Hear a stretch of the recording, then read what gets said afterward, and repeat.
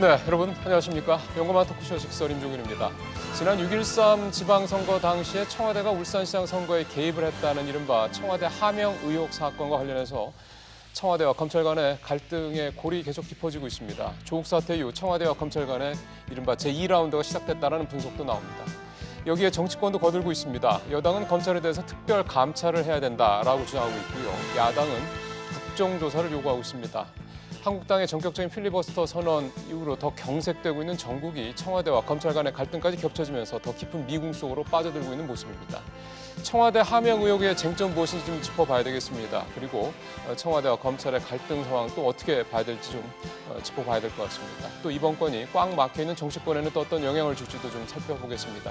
상당히 복잡합니다. 서로 얽혀있죠, 당연히.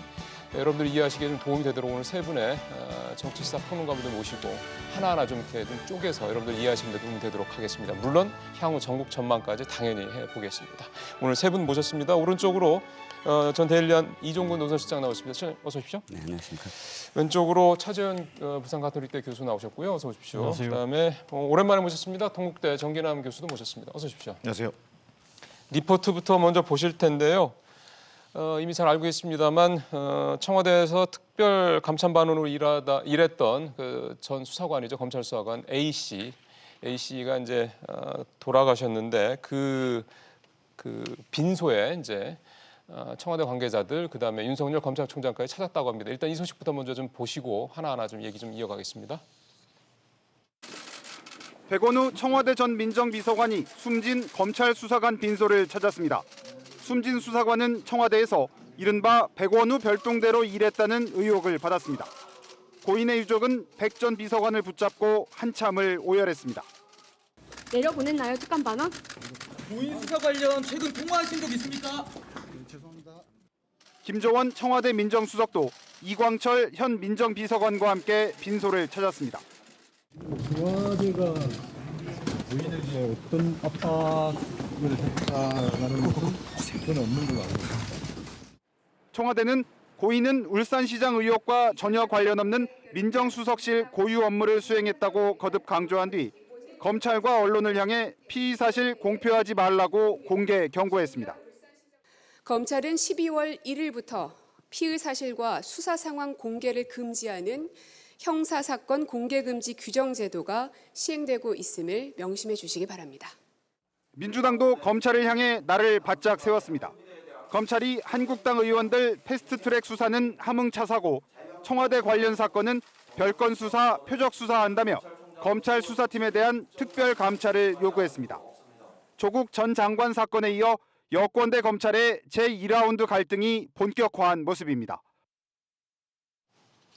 예, 리포트에서 좀 내용 쭉 보셨습니다. 검찰과 또 청와대와 검찰과 또 이제 여당의 입장까지 쭉 보셨고요. 지금부터 좀 하나하나 분야별로 좀 쪼개서 얘기를 좀 들어보겠습니다. 일단은 우리 일 시장님 먼저 여쭤볼까요? 네. 보니까 이번에 돌아가신 A 비서관이 윤석열 총장하고 굉장히 원래 가까운 사이였다고 얘기가 나오대요. 그래서 뭐 일주일 동안 일정 다 비웠다는 얘기가 나오던데. 네, 그렇습니다. 일단 윤석열 검찰총장이 예. 바로 조문을 갖고 그 다음날 바로 갖고 2시간 30분 동안이나 조문을 했다고 합니다. 네. 그리고 원래 이번 주에 몇 가지 중요한 어떤 그런 의뢰와 또 이 약속들 그리고 뭐 점심 저녁 그런 뭐 그러겠죠. 공식적인 업무들이 있는데 현재까지 전면 취소를 했다라고 하고 있습니다. 충격이 컸던 모양이네요. 두 가지로 해석이 될 수가 있을 것 같은데요. 하나는 물론 고인에 대한 어떤 예의 그러니까 그 그렇죠. 충격과 네, 관련된 네. 그런 여파도 있을 테고 또 한 가지는 지금 이 사건이 갖고 있는 파장 일파만파 아닙니까? 검찰총장으로서 어쨌든 지금 여론 또는 뭐 언론 보도 또는 뭐 집권 여당의 움직임 이런 것들과 관련돼서 단순히 한 수사관의 어떤 죽음을 떠나서 이 수사를 계속했을 때 어떤 방향으로 어떻게 할 것인가가 미치고 있는 어떤 영향이 이제는 어마어마하게 커졌다라고 볼 수가 있거든요. 그렇기 때문에 그것과 관련해서도 어떤 뭐랄까요? 마음을 좀 더 다스리고 앞으로 어떻게 해야 되는가에 대한 심중을 한번 또 점검하는 시간이 아닐까라고도 보여집니다. 그만큼 이번 청와대 하명 의혹 수사가 검찰한테도 또 굉장히 중요한 네, 수사가 될 그렇습니다. 것이다라는 예. 걸 의미한다는 말씀이시네요. 하나 더 가볼까요? 이 차 교수님, A 이제 고인이죠. 고인이라고 하겠습니다. 고인이 청와대에서의 원래 검찰 수사관이라고 들었기 때문에 청와대에서는 어떤 역할을 했던 겁니까? 일단 뭐 그러니까 민정수석실 파견됐는데 그 중에서도 그러니까 검찰 수사관들이 주로 파견되면 그러니까 이 반부패 수사관실에 비서관실에서 그러니까 특별감찰관 활동을 하는 경우가 많은데 민정수석실 하에. 그러니까 하에 근데 이분 같은 경우는 백원우 민정비서관 밑에서 예. 근무를 했다. 그렇다고 한다면 백원우 민정비서관이 하는 일이라는 것은 이 국정에 대한 그 여러 가지 그 여론 동향을 수집하고 그리고 또 친인척 대통령의 친인척 관리를 그렇죠. 하는 것이 민정비서관 가장 역할이 중요한 그렇죠. 예. 일인데 이분 같은 경우는 지금 알려진 바로는 뭐 물론 청와대는 지금 부인을 하고 있습니다만은 일종의 그러니까 이게 백원우 비서관의 그러니까 별동대 로서 별도팀. 별도팀으로서 해서 그러니까 대통령의 친인척 관리보다는 백원우 비서관이 부여하는 특별한 임무 여러 가지 그러니까 지금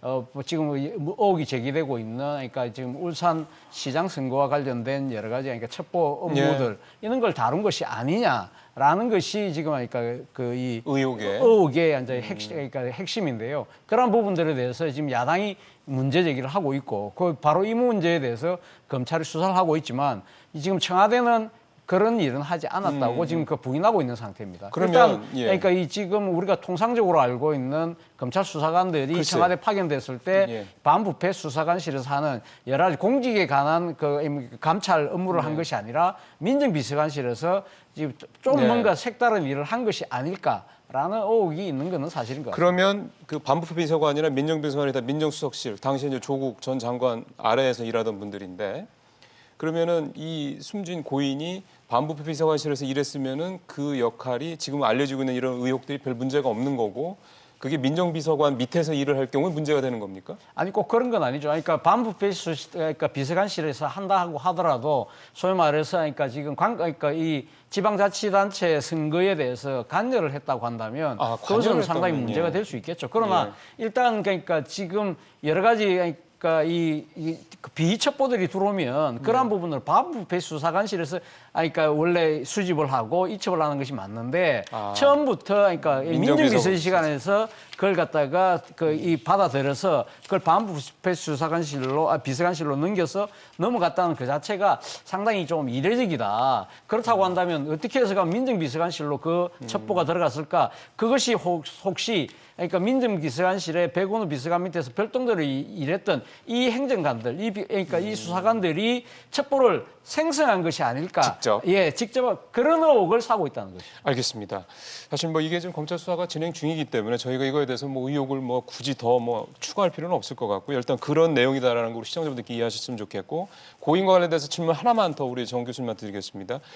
유서를 남겼는데요. 이 유서에 대한 해석을 두고 좀 엇갈리는 얘기들이 나와서 첫 번째는 이 유서가 누가 공개한 거냐라는 부분을 하나 하고 그 유서 내용을 두고 이제 엇갈리는 해석들은 무슨 의미냐라는 부분들을 좀 우리 정 교수님께서 조금 설명해 주시면 좋을 것 같습니다. 그 대단히 검찰 수사관의 죽음이라고 하는 것 자체가 안타까운 그럼요. 일이고요. 네. 또 다시는 이런 일이 좀 없어야 되겠다라고 하는 것이 먼저 좀 전제될 필요가 있다는 생각입니다. 예. 근데 지금 현재 그 유서와 메모를 둘러싸고 검경 간에 뭔가 좀 갈등이 빚어지는 모양새예요. 그렇죠. 거기다가 또 청와대, 또 정부 여당까지 같이 가세해버리면서 어찌 보면 좀 뭔가 이게 정쟁의 요소가 돼버리고 정치적 예. 공방이 되는 것 같아서 예. 대단히 좀 안타깝다는 생각이 들고요.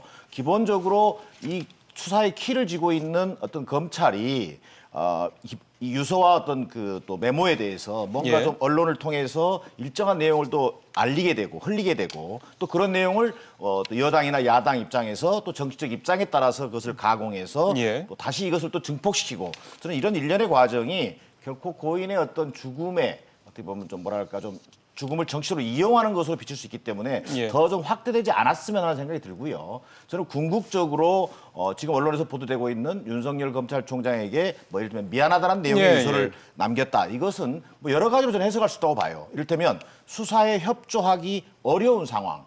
예를 들면 이것이 정권의 도덕성이 걸린 엄청난 사건이기 때문에 예. 검찰 수사에 협조하기 어렵기 때문에 이를테면 뭐 괴로워했을 가능성이 있는 거죠. 또 나아가서 그동안 어떤 지금 일부에서 제기되고 있는 소위 이른바 이번 수사와 관계없이 네. 뭐 여러 가지 별건 수사라든가 이런 것들 강압 수사 이런 것들이 이어지면서 내가 극단적 선택을 택하지만 뭐 이를테면 검찰의 한 식구로서 예. 뭐 그런 선택을 하게 된 것에 대해서 뭐 미안하다라든가 그렇죠. 뭐 여러 가지 설명이 가능한데 저는 이것을 앞서 얘기한 것처럼 뭐 이를테면 유서의 내용을 가지고 이건 이쪽 입장에서 저쪽 입장에서 이렇게 가는 것은 전 어제 오늘부로 좀 더 이상 맞습니다. 진도가 나가지 않았으면 좋겠다. 저는 결국은 휴대전화 디지털 포렌식을 맞아요. 통해서 예, 예. 뭔가 진실의 일단이 저는 밝혀질 것으로 보여집니다. 알겠습니다. 그러면 이제 고임과 관련된 질문은 직접적인 질문은 이제 여기로 마치도록 하고요.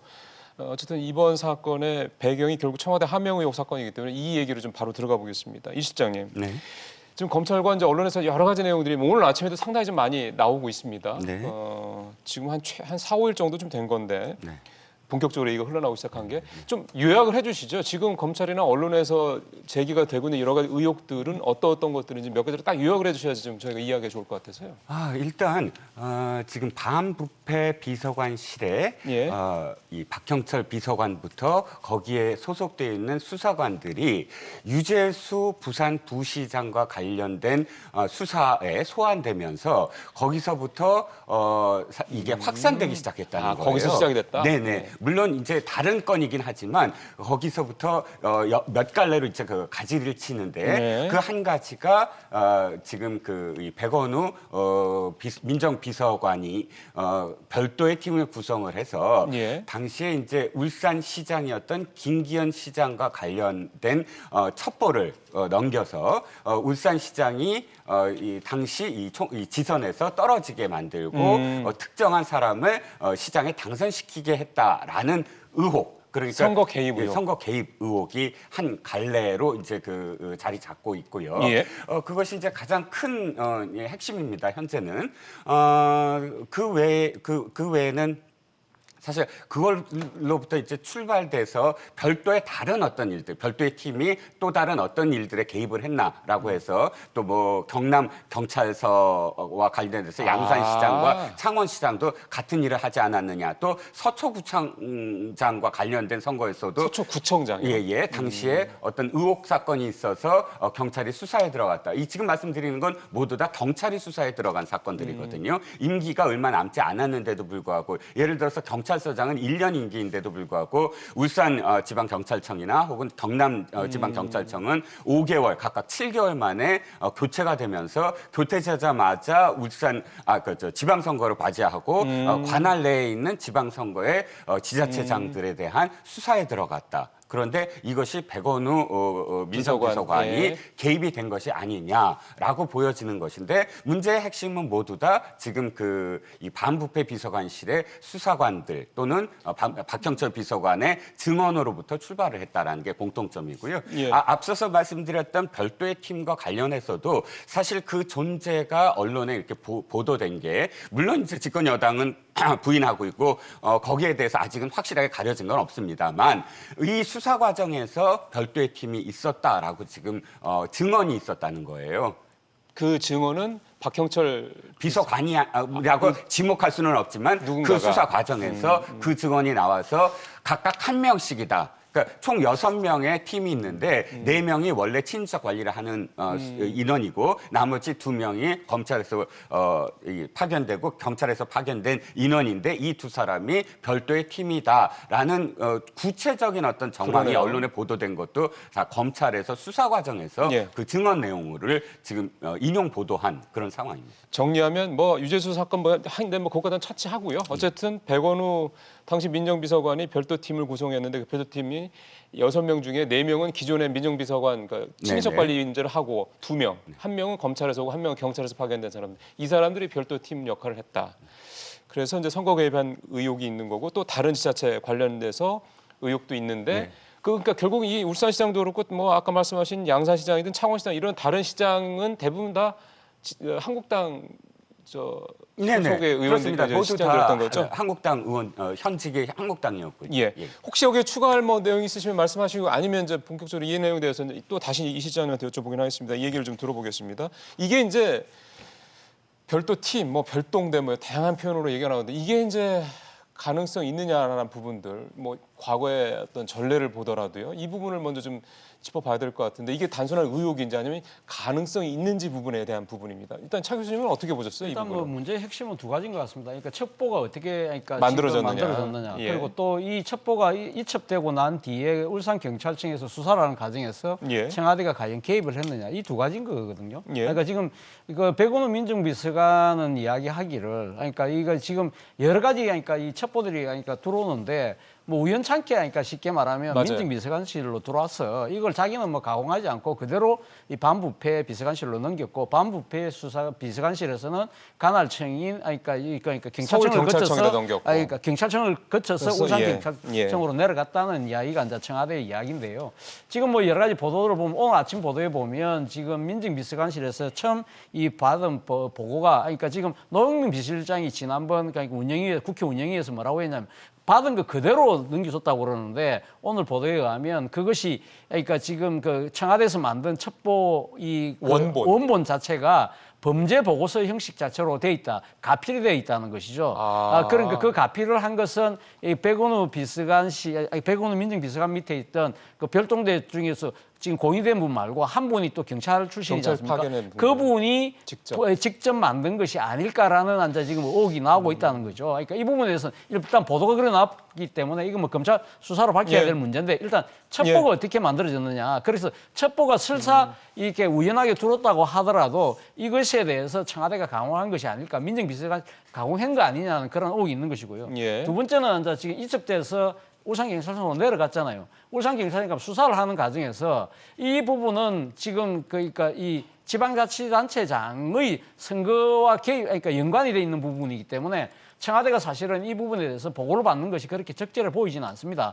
그런데 이 바로 압수수색 직전에 3월 달에 압수수색이 있는데 있을 때 그때 그 직전에 한번 보고를 받았고 그리고 그 압수수색 되는 것도 그러니까 그 미리 청와대가 알았다는 거 아닙니까? 그리고 그 뒤에도 뭐 다 합쳐서 총 9번의 보고를 받았다. 그 보고 받은 것 자체도 상당히 문제가 있는 거 아니냐. 그러니까 청와대가 꼼꼼히 챙겼으니까 울산경찰청에서 각별하게 한 거 아니냐는 의혹이 나오는 것이고요. 그리고 또 이 과정에서 이 지금 공의된 분하고 앞서 제가 말씀드렸던 그 별동대에 있다고 하는 이 또 경찰 이 두 분이 울산을 내려갔다는 것이죠. 울산을 왜 내려갔느냐? 지금 그러니까 청와대 입장에서는 일명 고래고기 사건 때문에 검찰과 경찰 간의 갈등이 컸기 때문에 이게 대한 그 조사를 두 사람이 내려갔다고 이야기하는 거고 지금 검찰이나 야당의 주장은 뭐냐면 이 두 사람들이 내려와서 울산경찰청에 이 지금 김기현 당시 시장에 대한 수사에 대해서 상당한 외압을 행사한 것이 아니냐 이렇게 주장을 하고 있는 것이거든요. 이것이 아마 지금 핵심 쟁점인 것 같아요. 여러 가지 얘기들이 나오네요. 고래고기 사건 같은 경우는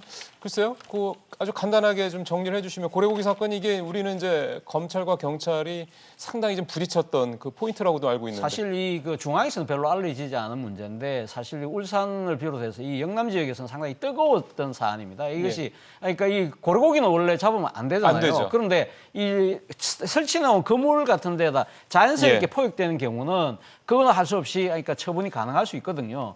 그래서 지금 울산의 이 고래고기 업자들은 그러니까 불법으로 포획한 것이 아니라 자연적으로 그러니까 설치해놨던 그물에 걸린 것이다고 주장을 하는데 그 주장에 검찰이 동조를 해서 그 경찰은 유죄라고 판단한 부분을 그러니까 무죄로 이야기를 하고 그걸 고기를 돌려줬죠. 그 고기가 27톤인데 저기에 시가로 한 30억이 넘어요. 그렇기 때문에 업자들한테 막대한 이익을 줬다. 그 과정에서 소위 말해서 정관 변호사가 있는데 그 변호사가 울산지검에 근무를 할 때 이 고래 문제를 다뤘던 이 정관 변호사다. 그 변호사하고 당시 현직 검사가 뭔가 결탁이 있었던 것이 아니냐는 것이 경찰의 주장이고 그 검찰은 그건 아니다. 그래서 이 경찰이 이 수사를 하는 부분에서 검찰이 협조하지 않은 그 과정에서 알리기 생겼던 거죠. 뭐 경찰이 여러 번 압수수색 영장을 요청을 했는데 검찰에서 계속 뭐 거부했다 이런 얘기도 나오고 그래서요. 어쨌든 이 내용은 사실 이게 뭐 저희가 오늘 얘기하고자 하는 핵심 내용은 아니기 때문에 더 깊이 들어가지 않겠습니다만 지방에서도 역시 검경 간에 상당히 좀 갈등이 있었다라는 걸 상징적인 어떤 그런 사건으로 알고 있습니다. 그런데 이 고래고기 사건까지 다 포함을 해서요. 결국은 이제 좀 검찰에서는 청와대에 대한 수사까지 하겠다라는 뭐 검토하고 있다 이런 얘기까지 흘러나오고 있는 상황이고 백원호 비서관 수사는 불가피할 것 같은데 뭐 일각에서는 백원호 비서관 이미 소환 조사했었다는 얘기까지 나오고 있는 상황이고요. 아직 뭐 확인된 건 아니긴 합니다만 이런 전반적인 얘기들을 좀 한번 종합을 해서 우리 정기남 교수께서 어떻게 보시는지 이 부분을요. 첫 번째는 뭐 검찰이 기본적으로 청와대까지 조사할 수 있겠다 뭐 이런 얘기도 나오는데 저는 원칙적으로 청와대를 조사할 일이 있다면 예. 당연히 청와대 조사하는 것은 당연하다고 생각합니다. 그러나 어쨌든 이제 그런 부분에 대한 어떤 정치적 공방으로 흐르는 것은 좀 우리가 경계해야 되겠는데 지금 현재 문제가 되고 있는 부분들은 결국은 권력 핵심에 있는 소위 이른바 측근이라고 할 수 있는 대통령의 측근이 공권력을 동원해서 뭐 선거에 개입했거나 또는 감찰 무마에 어떤 관여했거나 예. 이것이 지금 문제가 되고 있는 것 아니겠습니까? 그렇죠. 예. 그리고 거기에는 가장 핵심에 있는 사람이 백원우 전 소위 청와대 민정비서관이 그 핵심 인물로 지금 예. 부각이 되고 있다. 뭐 이런 차원에서 이 문제를 어떻게 접근하는 방법과 관련해서 지금 청와대가 보여주는 방식은 저는 조금은 좀 뭐랄까 이 진실 규명에는 좀 도움이 안 되는 방향도 있어 보여요. 어떤 무슨 면에서 얘기냐면 그러세요? 예, 예. 오히려 지금 권력의 핵심이 거론되는 사건이고 이것이 만약에 사실로 밝혀진다면 어찌 보면 정말 중요한 어떤 국기문란에 또 가까울 수도 그럼요. 있거든요. 예. 그런 관점에서 본다면 청와대가 좀 더 검찰이 성역 없이 수사할 수 있도록 철저하게 이 부분들을 수사해야 한다라는 원칙을 좀 견지할 필요가 있다. 근데 지금 나타나고 있는 걸 보면 이를테면 좀 전에 그 자료화면에 나왔습니다만 자 별동대란 조직은 없었다. 또는 그다음에 또 이를테면 뭐 청와대가 기본적으로 이 피의 사실 지금 검찰이 공표하고 있는 것에 대해서 문제를 제기한다든가 맞아요. 예. 이런 것들을 제기하는 건 좋은데 그 전에 먼저 청와대 차원에서 이번 사건에 대한 정확한 진상을 좀 확인해서 예. 청와대 입장을 밝히는 것이 중요하지. 검찰의 잘못이 물론 피의 사실 공표하고 언론에 흘리고 하는 것들은 검찰의 잘못입니다. 그러나 검찰의 잘못이 지금 의혹으로 거론되고 있는 청와대의 의혹 자체를 정당화시켜주지는 못한다. 그런 맥락에서 본다면 고민정 대변인이라든가 청와대 예. 차원의 대응 자체가 이번 사건은 합법적인 또 적법의 예. 절차에서 이뤄졌다라고 하는 것 이상을 못 나가고 있기 때문에 저는 오히려 더 이번 사건에 대한 청와대 차원의 적극적인 진상조사. 어떤 진상 규명 의지가 좀 국민들에게 피력될 필요가 있겠다. 저는 이런 판단입니다. 예, 정유랑 교수님 말씀 들어봤고요. 자, 이번에 이제 이종국 실장 앞에 정리를 잘 해주셨으니까 이제 이 사안을 보는 이 실장님의 생각을 좀 들어보겠습니다. 네, 이제 몇 가지가 있잖아요. 제가 지금 뭐 이렇게 여러 정리를 했지만 뭐 별도의 팀이다, 뭐 또는 하명 수사다 뭐 이런 첩보가 뭐 누가 만들었냐 등등등, 예. 이 모든 것들을 그냥 한마디로 정리를 하면 선거 개입 내지는 그렇죠. 정치 공작 이렇게 그렇죠. 떠올릴 수가 있어요. 옛날 생각나게 만드는 거죠. 네, 그렇죠. 그 군사 정권, 그렇죠. 권위주의 정부 예. 시절에 실질적으로 그런 어떤 관권 개입의 선거들의 경험을 저희가 갖고 있기 때문에 1987년 체제 이후에 우리가 보통 민주화가 됐다고 해서 정기적으로 국민의 손에 의해서 정권이 교체되는 그런 국가, 즉 어떤 나라에서도 볼 때도 민주주의 국가다. 민주화가 아니라 민주주의 국가라고 우리가 인정받고 그렇죠. 있는 현 상황에서 현재 청와대가 정치 개입이나 또는 뭐 정치 공작 이렇게 개입이 됐다는 의혹이 1%라도 있다면 그건 청와대로서는 펄쩍 뛸 일이에요. 예. 제가 보기에는. 그럼요. 왜냐하면 정말로 정당성, 그러니까 레지티머시 정당한 정부고 또 촛불 혁명으로 맞아요. 이루어진 정부고 그러니까요. 그렇기 때문에 눈꼽만큼도 그런 이야기가 의혹이 있으면. 들어서는 안 되는 것이거든요. 그런데 현재 어떤 방식은 저도 정 교수님과 좀 일치되는 부분이 뭐냐면 공방 쪽으로 흐르게 돼요. 공방은 예를 들어서 집권 여당은 할 수 있어요. 어떤 의미에서는 그게 여당의 역할일 수도 있어요. 그러니까 야당이 어떤 공세를 취할 때 거기에 맞서서 이 어떤 그 논평을 하고 대변인이 이런 거는 할 수 있지만 청와대는 한 걸음 물러나야 된다. 청와대가 거기에 뛰어들어서는 안 된다. 청와대가 논쟁의 주체가 돼서는 안 된다. 왜냐하면 주체가 되면 이 비판이 청와대를 향할 수밖에 없어요. 그러니까 청와대가 해야 될 일은 저는 김대중 대통령이나 혹은 노무현 대통령 시절을 다시 되돌아보면 김대중 대통령도 삼홍 그러니까 그 홍삼 트리오 아들들과 관련돼서 또 김영삼 대통령 김현철 씨와 관련돼서 김현철 씨 한 말씀만 더 드리면 검찰에서도 그렇고 죄가 없다 내지는 이거 구속할 사안이 아니다라고 했을 때 김영삼 대통령은 구속하라라고 얘기를 했거든요. 또 홍삼 트리오라고 표현되는 그 세 아들들에 대한 수사도 김대중 대통령은 철저히 수사라고 표현을 했습니다. 그건 무슨 뜻이냐면 그만큼 대통령은 엄중하게 이 사안을 바라보고 있고 그래서 검찰로 하여금 철저하게 수사를 하되 공정하게 하라. 이렇게 메시지를 던져야만 사실은 거리감을 두고 더 이상의 공방도 이루어지지 않는데 아쉬운 건 청와대가 지금 또다시 나서서 공방의 어떤 주체가 되고 있는 점. 그렇게 되면 사실은 계속 정치 논란, 논쟁을 양산할 수밖에 없거든요. 제가 바라는 건 이겁니다. 야당이든 청와대든 또 뭐 검찰이든 더 이상 공방이 없이 검찰 수사를 이제 지켜보자. 모두 다 검찰 수사 지켜보자라고 논쟁을 이제 완전히 스톱시키는 것. 그게 사실 생산적인데 그게 요원해 보이죠. 알겠습니다.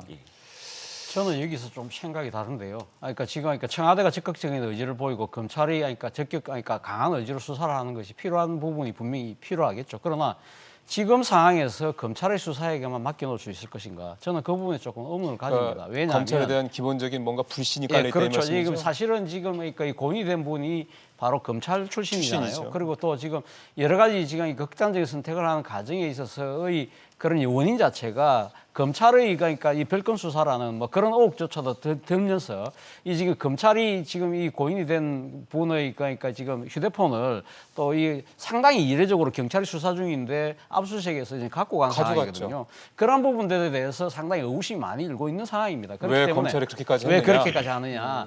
그런데 결국 검찰이 이 부분에서 강하게 수사하면 수사할수록 당사자이기 때문에 뭔가 캥기는 게 있는 거 아니냐? 뭐 그런 의구심이 생기는 거고 그거보다 더 중요한 부분은 검찰이 지금 이렇게 강하게 정권에 대해서 정권의 지금 비리를 파헤치는 부분이라고 한다면 이 부분에 대해서는 결국 검찰은 이 정권이 지금 강하게 지금 드라이브를 걸고 있는 검찰 개혁에 대한 저항으로 비치고 있다는 거죠. 이러한 상황에서 그럼 검찰의 수사 결과에 대해서 과연 국민들이 신뢰할 수 있겠느냐 그런 생각이 든다는 거죠. 자 그렇다면 해결책은 뭐냐? 저는 특검을 해야 될 이 사안이 아닐까라는 생각입니다. 이번 건은 앞서도 우리 이종근 실장님 말씀하셨지만 지금 사실 이 관건 선거라는 부분은요. 사실 민주주의 근간을 흔들 수 있는 사안입니다. 앞서 말씀하신 것처럼 이 문재인 정권 입장에서는 이런 의혹 자체가 제기된다는 그 자체가 수치고 치욕일 수 있다는 것이죠. 이 부분은 명백백백하게 실체를 가려야 됩니다. 가려야 되는데 그렇다고 한다면 지금 그러니까 수사의 주체인 검찰이 이 부분을 온전하게 해낼 수 있느냐. 그렇지 못하다고 한다면 저는 제3의 이 중립된 수사기구가 나서야 된다. 지금 당장은 할 수 있는 것은 지금 특검밖에 더 있겠느냐. 지금 특검의 손으로 넘어가야만 알겠습니다. 여야가 이 부분 갖고 또 계속 치열하게 치고받고 있잖아요. 지금 안 그래도 가득이나 지금 정치 현안들이 산적해 있는데 한 발짝도 못 나가고 있는 상황에서 저는 이 부분은 특검에게 일단 모든 걸 맡기고 그러니까 지금 청와대도 지켜보고 검찰도 지켜보고 여야도 지켜보고 이 사안은 별개로 쳐놓고 다 자기 각자의 할 일을 알겠습니다. 할 필요가 있지 않나 하는 생각이 듭니다. 예. 특검 얘기는 사실 저희가 이 주제를 두 번째 다루고 있는데 특검 얘기는 좀 처음 나와서요. 이 부분도 상당히 좀 양쪽의 좀 입장을 봤을 때는 일리가 있는 말씀이 아니냐 생각이 좀 듭니다. 이 얘기는 이제 우리 정 교수님이나 이 실장님 말씀을 다시 듣기로 하겠습니다. 특검과 더해서 국정조사를 좀 야당에서 요구하고 나섰거든요. 그러면 국민들 입장에서 했을 때는 특검이든 국정조사든 뭔가 어떤 다른 차원에서 이 부분을 그러니까 이해 당사자들이 제외된 다른 차원에서 뭔가 이거를 좀 객관적인 차원에서 수사를 해야 되는 게 맞는 게 아니냐 생각하실 수 있거든요. 그러면 이 두 가지를 묶어서 좀 다시 여쭤보겠습니다. 정기남 교수님께서는 어떻게 보세요? 국정조사든 특검이든 이 부분을. 앞서 차재훈 교수께서 말씀하셨던 것처럼 저는 어떤 정권의 도덕성이 걸린 굉장히 중차대한 문제다. 그렇다면 이 문제에 대해서 정부 여당이 좀 당당할 필요가 있다. 이를테면 국정조사의 필요성이 제기된다면 지금 그런 의혹들이 이제 하나씩 뭐 밝혀지지 않겠습니까? 오히려 좀 당당하게 맞서는 것이 나는 정부 여당의 태도인 것 같다. 그럼 국정조사를 받아들이라는 국정조사를 말씀을? 받을 수 있다라는 정도의 자세가 돼야 된다는 겁니다. 물론 여야 협상에 의해서 이것이 되겠죠. 그러나 근거 없는 의혹 같은 경우는 우리가 막아야겠지만 현재까지 드러난 어떤 의혹들에 대해서는 우리가 여야가 국정조사를 합의한다면 그 속에서 국정조사를 통해서 진실을 규명할 수 있을 것이고요. 더 나아가서 1차적으로는 지금 그 검찰 수사관의 죽음과 관련해서 자 경찰이 수사의 어떤 1차적 주체임에도 불구하고 검찰이 휴대전화 메모를 압수수색해서 자기들이 가져갔단 말이에요. 이런 문제와 관련해서 좀 전에 말씀하셨던 것처럼 검찰에 대한 국민적 신뢰가 좀 떨어져 있는 건 사실입니다. 자 그렇다면은 이런 데와 관련해서도 이번 이를테면 하명수사 의혹과는 별개로 검찰 수사관의 죽음과 관련된 어떤 수사와 관련해서는 특별수사팀을 구성해서 이 문제를 검찰이 어떤 뭐 신속한 수사를 위해서 압수수색했다고 했지만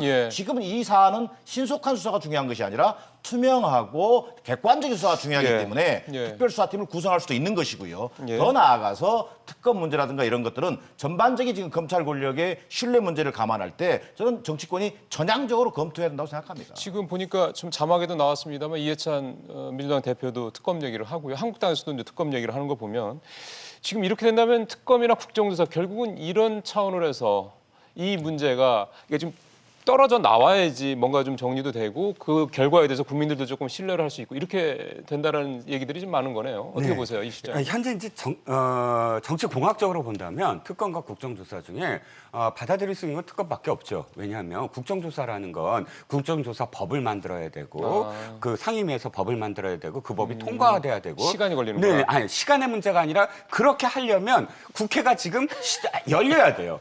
그러니까 국회가 필리버스터 등 예. 뭔가 현안들, 민생 법안들을 다 갖고 공방을 벌이고 걸렸는데. 있는데 그건 제외하고 우리가 국정조사를 위해서 따로 법사위만 열어서 법을 만들어서 이것만 통과시킨다 불가능하잖아요. 그러면 현재 회기에서는 그러면 어쨌든 둘 중에 무엇을 택하느냐라고 얘기한다면 저는 뭐 차재현 교수님의 또는 정 교수님의 그 이유 뭐 검찰의 불신에 대해서 뭐 특검을 하자라는 것에는 동의하지 않으나 예. 그럼에도 불구하고 보다 더 이 사안이 엄중하니까 그렇죠. 엄중한 만큼 검찰도 초연하게 한 발짝 물러서게 만들어야 된다는 어떤 당위성이 있다면 특검을 받아들이는 것도 해법이 아니겠느냐 저도 동의합니다. 그러니까요. 그러면은 뭐 저희가 오늘 모신 세 분 패널께서도 다 특검으로 해서 이 문제를 정리하는 현재로서는 여러 가지 의혹들에서 조금 더 객관화시킬 수 있고 또 그 결과에 대해서 국민들이 좀 더 받아들일 수 있는 그런 여건이다라는 데 동의를 하셔서 좀 그 부분에 대해서는 뭐 정치권에서 얘기가 나오는 거니까 사실 청와대가 오케이만 하면은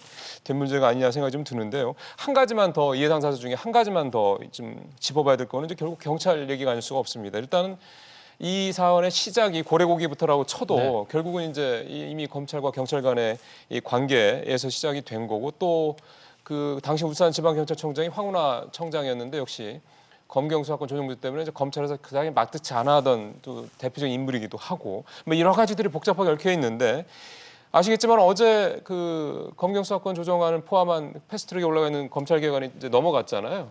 부의가 됐잖아요. 그러니까 이런 부분들까지 전체적으로 고려된 게 아니냐 자꾸 이런 얘기들도 나오는데 이 경찰과 관련된 부분은 어떻게 봤으면 좋을지 한 말씀만 더 길지 않게 듣겠습니다. 우리 차 교수님 먼저 하시죠. 사실 이 지금 울산 경찰청의 그 당시가 있고 울산시장의 선거에 대한 뭐 개입 뭐 이런 의혹 자체가 지금 검찰발로 지금 나오고 있는 이유 중에 하나가 제가 생각했을 때는 그러니까 상당히 좀 불순한 의도가 있다고 그러니까 볼 대목이 있다는 것이죠. 예를 들면 지금 봐 검찰에게 저렇게 수사를 전면적으로 맡겨 놓으니까 정권의 입맛에 맞게 수사할 수밖에 없잖아.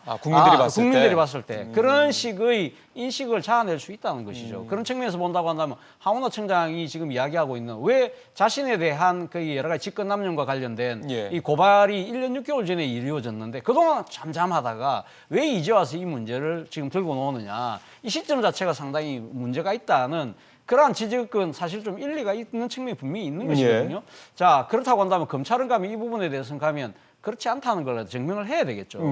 자, 그런 부분들이 지금 뭐 검찰은 그래서 강한 수사 의지로 지금 나오고 있는지 모르겠습니다만 앞서도 제가 말씀드린 것처럼 지금 시점 자체가 상당히 지금 검찰 개혁에 대한 강한 드라이버가 지금 그러니까 지금 국회에서 이루어지고 있는 상황이라서 검찰 입장에서는 상당히 입지가 그렇게 넓어 보이지는 않습니다. 그래서 이 부분을 과연 어떻게 돌파할 것인가가 검찰이 당면한 가장 큰 과제가 아닐까 생각도 듭니다. 우리 실장님 얘기 들을까요?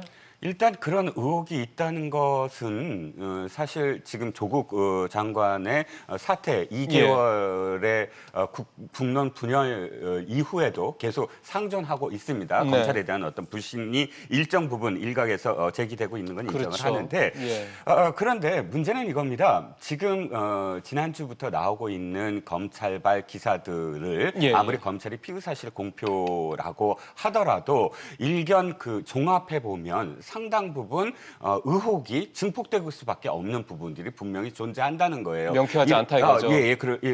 이를테면 황운하 울산지방경찰청장 당시에 이 부임하자마자 수사팀을 교체를 하는데 그 성모경위라고 원래는 전문적인 어떤 수사팀에 소속돼 있는 분이 아닌데 수사팀장을 맡겼습니다. 그런데 오늘 보도에 따르면 이 수사팀장이 실제로 고발한 그러니까 건설업체죠. 이 사건과 관련해서는 이해 당사자잖아요. 한 축이죠. 울산시장의 울산에서, 비선실장을 고발했는데 피고발인은 이쪽이고 고발한 건설업자는 자신들이 배제되었다고 해서 자신들의 이익과 관련된 부분으로 고발을 했단 말이죠. 그런데 그렇다면 사실 고발을 받고 참고인 조사를 한 다음에 고발인 조사를 한 다음에 그렇죠. 거리를 둬야 되잖아요. 왜냐하면 이해관계자잖아요. 그렇죠. 그런데 지금 535회에 걸쳐서 통화를 전화 통화를 했다. 했다. 그리고 더불어서 수사 기록들, 녹취록이라든지 또는 검찰이 압수수색 기각 영장이라든지 기각 사유라든지 이런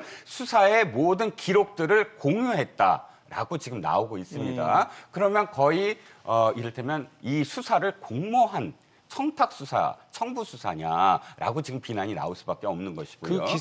그 기사가 팩트로 확인한 겁니까? 아니면 그것도 의혹입니까? 이거는 지금 공소장입니다. 공소장에 공소장이라는 검찰에? 건 뭐냐면 성모 경위가 구속돼요. 직권남용으로. 그 구속된 사건의 내용에? 공소장 내용입니다. 그러니까 어떤 혐의로 어떤 일에 여죄가 있었다는 내용을 이번에 공개가 된 것인데 그 공개된 내용에 따르면 그렇게 유착을 했다. 그러니까 고발인가 유착이 됐기 때문에 재판을 받고 뭐 그런 과정이 있었다라는 그런 내용이에요. 그런 부분들이 이제 경찰이 뭔가 좀 그렇게 검경 수사권 조정을 통해서 수사권을 받았을 때 명쾌하지 못할 수도 있다. 뭔가 좀 연루될 수 있다. 이런 거에 대한 의혹을 충분히 가질 수 있는 내용들이거든요. 제가 이 말씀을 드리는 이유도 사실 검찰이 갖고 있는 어떤 이미지, 뭐 검찰, 뭐 떡값 받았다, 뭐 예. 뇌물 경찰, 뭐 이런 그런 검찰 이미지 때문에 검찰 개혁 의지는 언제나 있었지만 그럴 때마다 경찰도 사실은 사건에 연루되고 맞아요. 예. 역량이 있느냐라고 지켜볼 수밖에 없었거든요. 저는 또 다른 측면에서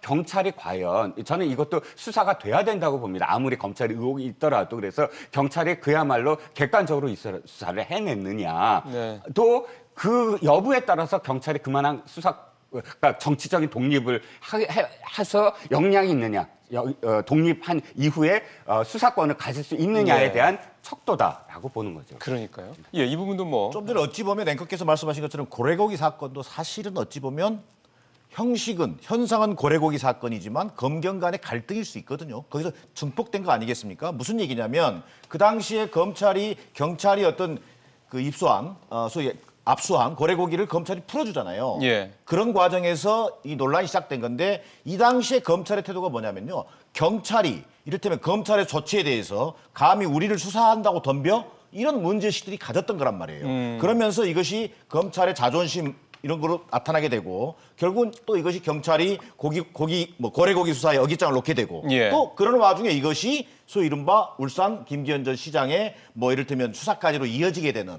이런 일련의 과정을 보여지는데 저는 앞서 말씀하신 우리 실장님께서 말씀하신 자 이를테면 경찰과 건설업자의 500여 차례의 어떤 통화 내용 뭐 이런 이야기들이 결국 이제 공소장에 나와 있긴 하지만 이런 얘기들이 기본적으로 네. 흘려서 언론에 공개된다는 것 자체가 앞서 앵커가 지적하신 것처럼 뭔가 이게 경찰은 뭔가 이 정권과 유착돼 있고 검찰은 뭐 이를테면 이것을 수사할 수밖에 없는 것이고 뭐 이런 이미지를 주기 위한 하나의 어떤 언론의 예. 보도일 수도 있거든요. 그런 예. 맥락에서 본다면 그런 어떤 언론을 통한 일정한 피의 사실 흘리기라든지 또 공소장 알려주기라든지 이런 것들이 좀 제기되는 것은 조금은 중단될 필요가 있고요. 예, 더 나아가서 예. 검찰이 또한 답을 해야 될 게 뭐냐면 지난 1년 8개월 동안 울산에 묵혀있던 사건이 왜 서울로 오게 됐는지 예. 여기에 대한 명확한 입장이 아직 드러나고 있지 않아요. 예, 예. 이런 부분에서 검찰도 스스로 문제를 제기할 필요가 있겠고요. 하나만 더 붙인다면 예. 자 정부 여당이 뭐 이를테면 여러 가지 주장, 특별감찰 주장하지만 저는 그것도 중요하겠습니다만 우선 당장 50여일째 비어있는 법무부 장관 인선을 통해서 검찰을 민주적으로 통제할 수 있는 네. 그런 어떤 절차도 또 빨리 시급하게 들어가는 것이 필요하겠다 이런 판단입니다. 한 가지 좀 팩트 예. 체크를 하면 교수님 말씀에 길지 않게 부탁드리겠습니다. 한 가지 이 지금 제가 드리는 535호와 관련된 보도 공소장에 대한 보도는 검찰이 피의 사실을 공표하거나 검찰이 언론에 흘린 게 아니라 한국당 의원이 법무부에 네. 직접적으로 공소장을 알겠습니다. 공개해 달라 해서 그 공개받은 내용이라는 점을 조금 알겠습니다. 근데 사실은 이제 우리 정 교수님도 지적을 하셨지만은 이제 이런 내용들이 자꾸 들리면 이제 국민들 입장에서 때는 경찰이 그렇구만. 뭐 옛날에는 뭐 달라진 게 없구만. 어떻게 수사권을 받아서 제대로 하겠어 이런 생각을 가질 법합니다. 따지고 보면 뭐 검찰도 이런 부분 관해서는 특별히 할 말이 없는 것 같긴 한데 뭐 정권과 유착했던 게 뭐 경찰만 그랬다고 보기는 좀 어렵지 않겠습니까? 그 권력과 또 특히 어떤 뭐 자본과의 이런 뭐 부분에 있어서는 사실 검찰도 그 역대 전례로 봤을 때 특별히 할 말은 없을 것 같은데 어쨌든 지금 나오는 분위기로 봐서는 이런 부분들이 경찰한테는 검경수사권 조정과 관련해서 좀 불리하게 적용되고 있는 만큼은 좀 분명해 보인다. 이 정도로 얘기를 좀 정리를 하고요. 말씀 중에 제가 이제 중간에 끊으려다 못 끊었는데 좀 전에 이제 검찰이 청와대 압수수색을 시도하고 있다라는 기사가 나왔습니다. 몇 군데 좀 언론사에서 좀 확인이 돼서 기사가 나오고 있다는 점도 좀 감안을 하면서 여러분들께서도 좀 들어주시고 우리 패널분들께서도 그 팩트 내용을 좀 전달을 드리면서 말씀을 좀 이어가도록 하겠습니다. 이제 이 부분에 대한 얘기를 좀 마무리를 좀 해야 될 것 같은데요.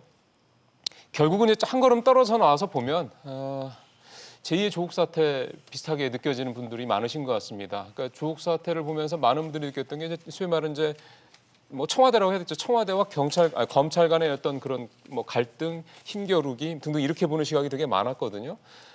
근데 이것도 역시 검찰이 결국 청와대에 대해서 뭐 뭔가 의혹을 이제 제기를 해서 뭐 소위 말하는 2라운드로 들어가는 게 아니냐 이런 얘기들을 좀 많이 해서요. 이 부분을 좀 어떻게 좀 큰 틀에서 봐야 될지 이 부분을 또 세 분 말씀을 듣도록 하겠습니다. 이거는 정진환 교수님 얘기부터 먼저 들어봤으면 좋겠는데 어떻게 보세요? 기본적으로 지금 거론되고 있는 이슈 하나하나가 다 메가톤급이거든요. 뭐 그런 면에서 본다면 이게 진짜 사실을 밝혀질 경우에 전제를 하고 말씀드리는 겁니다.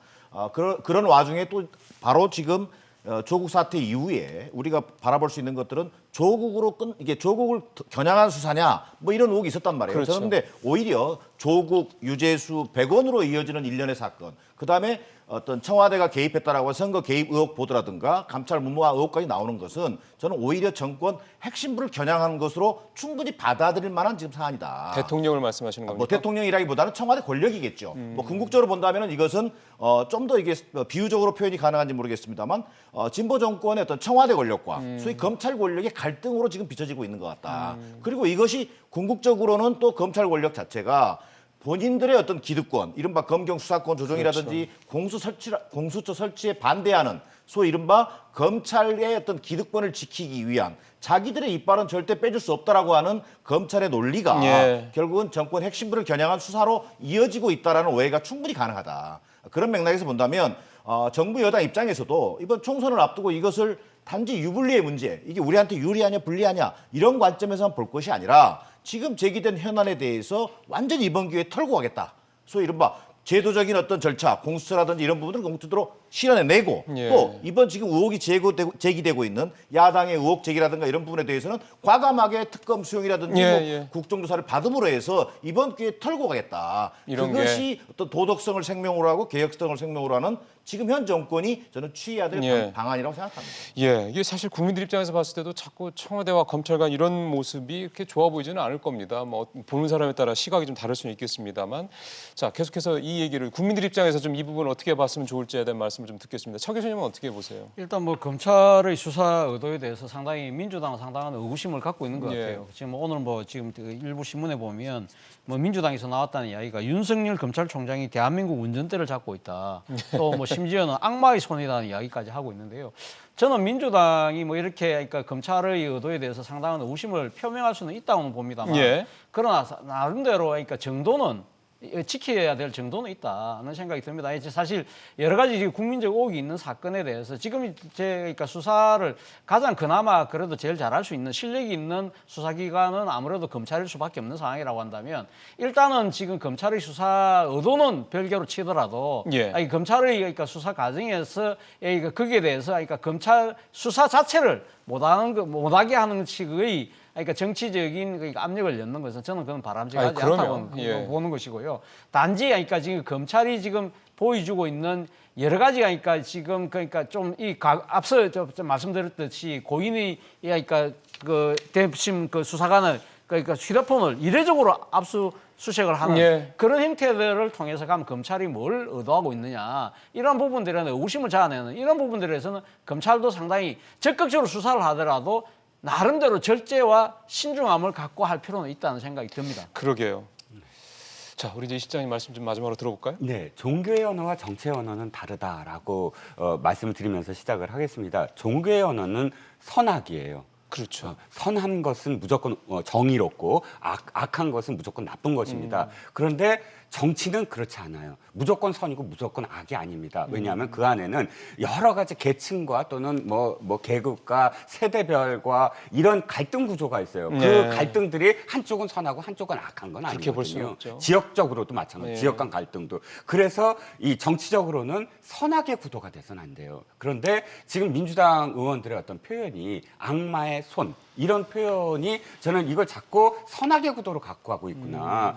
왜냐하면 지금 윤석열 검찰총장에 대해서 악마의 손이라고 지금 비난을 한 그분들은 윤석열 특검 시절에 그러니까 박근혜 대통령과 관련된 특검 시절에 윤석열 당시 검사에 대해서 어떻게 표현했습니까? 수사팀장에 대해서. 수사팀장에 대해서 최고의 예. 검사다라고 표현을 했고 그 수사팀들 지금 한동훈이라든지 그 지금의 그 주요 요직에 있는 예. 그 수사팀들이 이뤄낸 것에 대해서 찬사를 보냈습니다. 네. 한 번도 거기에 대해서 피의사실 공표를 문제 제기하지도 않았고요. 지금처럼 검찰의 어떤 뭐 수사 너무 인권 탄압이다 네. 하지 않았고요. 맞습니다. 그때는 천사의 손으로 찬양했던 상황에서 지금은 악마의 손으로 변했다. 똑같은 사람들을 그건 어떻게 해석이 되냐면 우리를 건드리면 악마의 손이고 상대를 건드리면 천사의 손이다. 우리는 예. 무조건 옳고 상대는 무조건 그러다. 이렇게 선악구도로 자꾸 예. 표현을 하는 것이거든요. 그렇기 때문에 정치의 언어로 돌아와라라고 지금 조언을 드리고 싶습니다. 예. 참 이렇게 우리 시청자분들이나 국민들 입장에서 봤을 때는 참 답답하실 것 같습니다. 또 다시 뭔가 좀 이 상황을 좀 돌파할 수 있는 어떤 조치들, 예를 들어서 앞서 우리가 세 분 다 말씀을 하셨습니다. 특검이라든가 뭔가 이런 조치들이 좀 나타나 줘야 되지 않을까라는 생각이 듭니다. 계속 이런 식으로 끌고 가는 게 누구한테도 좋지 않을까 하는 생각이 좀 들고요. 오히려 자꾸 정치 허무주의만 부추기지 않게 하는 걱정마저 듭니다. 내용을 조금 이제 다른 주제로 좀 접어가도록 하겠습니다.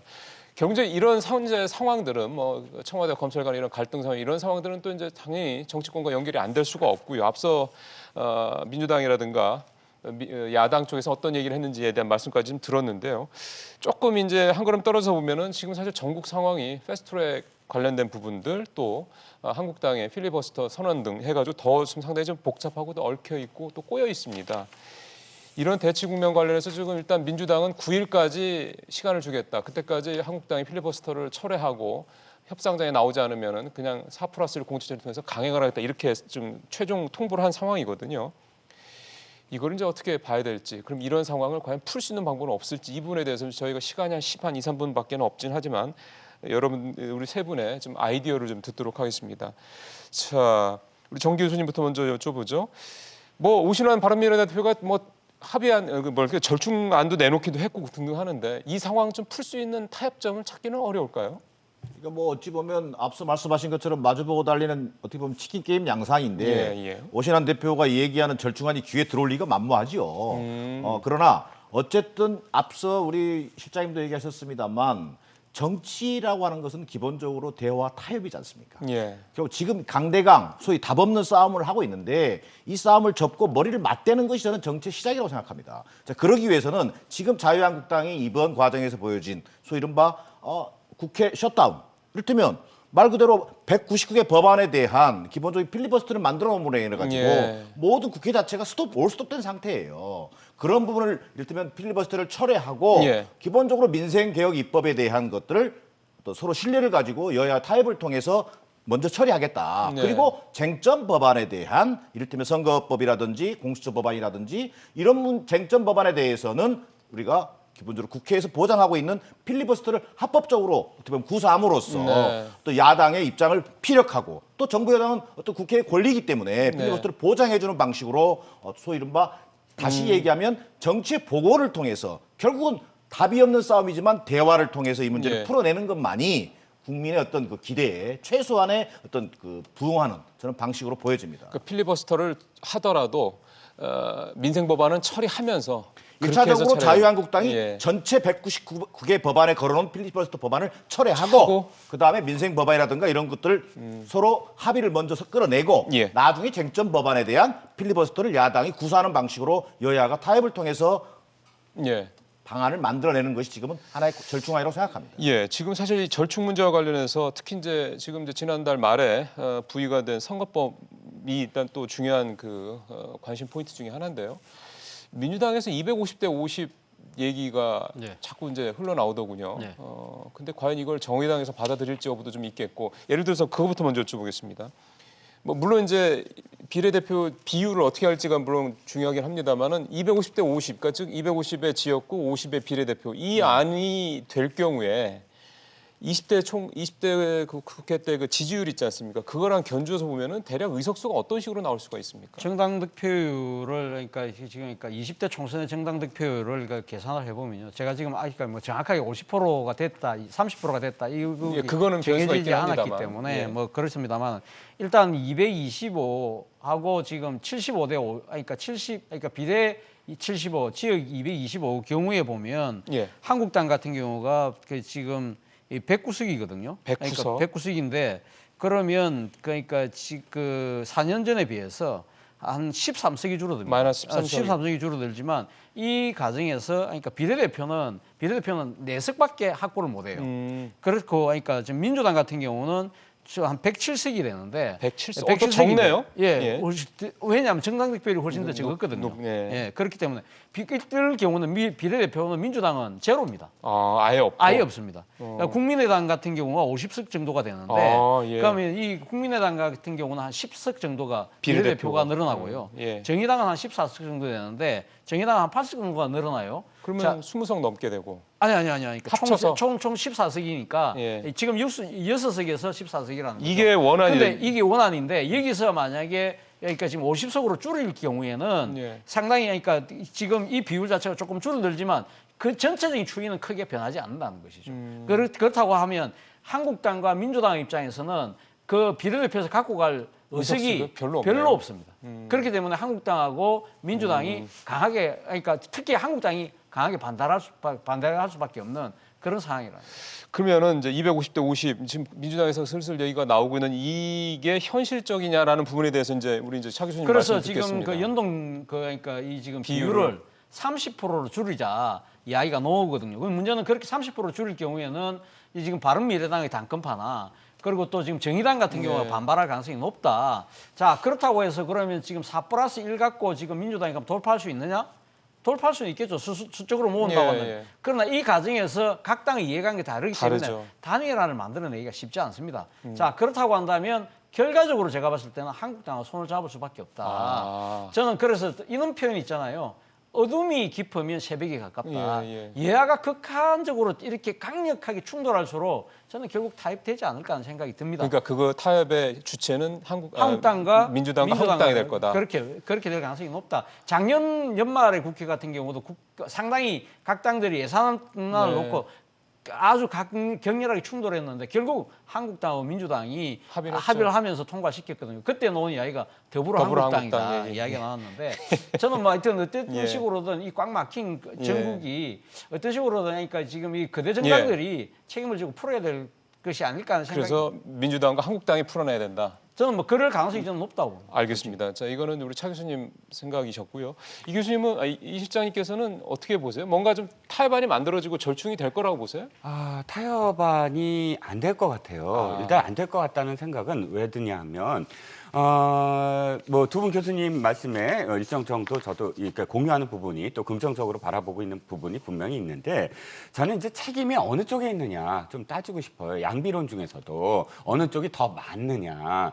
책임은 지금 상황을 가지고. 지금 어떤 전국의 꼬인 상황을 가지고 그 국회에서의 꼬인 예. 상황을 가지고 사실 그 이 책임은 집권 여당의 책임이 더 있다라고 할 수밖에 없어요. 왜냐하면 그만큼 국정을 운영하고 있기 때문에 운영의 주체라는 것이죠. 이 운영의 주체는 제일 먼저 제1야당에게 그러니까 상대로서 그러니까 대화의 상대로서 인정을 해줘야 된다라는 게 이제 첫 번째 이 상황인데.